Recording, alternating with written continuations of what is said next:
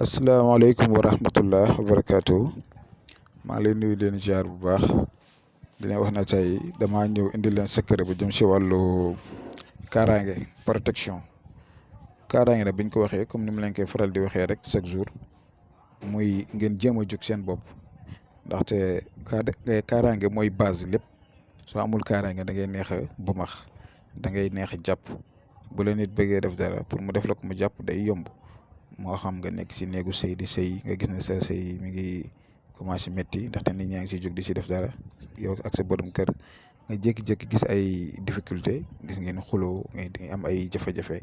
loolu yëpp ay def-def da koy waral te loolu ñàkk kaaraange moo koy waral lu bari nga am si liggéey xëy ñàkk ko wala nga nekk si sa liggéey ay nit nekk fa di la jëm a fi xel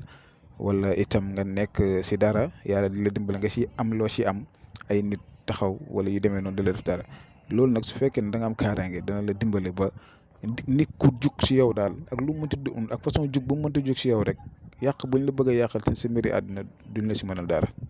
te bii nii secret nekk na secret boo xam ne même sa rakk sa bu lay bëgg a def lu bon wala sa mag wala sa mbokk bëgg laa def lu bon dina métti si moom de waaw de mooy boo ngeen xam ko bu baax. kon nag damay def directement expliquer leen secret bi yomb na alam tara ngeen di bind alam tara kayfa fa'ala rabbuka bi azaabil fiil ba mu jeex mais ñëpp xam ne alam tara am na ay miim yi nag moom ngay yaatal te itam tabaaraka yu nekk si alquran yëpp moom ngay jël tegalante ko bind ko si feuille dégg nga da ngay jël maanaam tabaaraka yi nga xamante ni moo nekk si alquran moom ngay jël tabaaraka yëpp nga dugal ko si miimi alam tara yi ba mu jeex après nga tëj dégg nga maanaam da ngay def alam tara kayfa fa'ala rabbuka bi azaabil fiil ba mu jeex kon ni nga ko gisee mu bindee ko nii si écran bi bu la neexee mën nga ko def capture ni ma ko bindee nii rek nii lañ koy defee da nga koy bind ba dégg nga su ko defee nag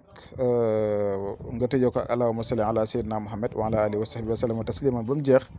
su ko defee nag après nga am mbind mi ba mu jeex bu ko defee nag da nga koy def saafara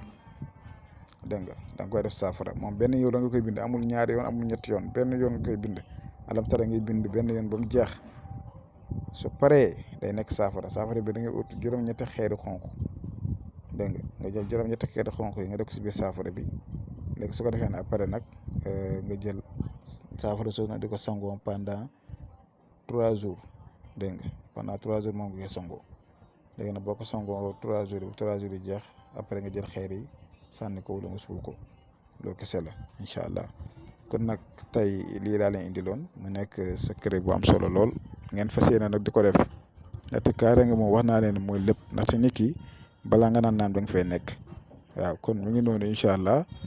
tey lii laa leen indiloon maa leen jox di daje ba subaa jàmm incha allah asalaamaaleykum wa rahmatullah.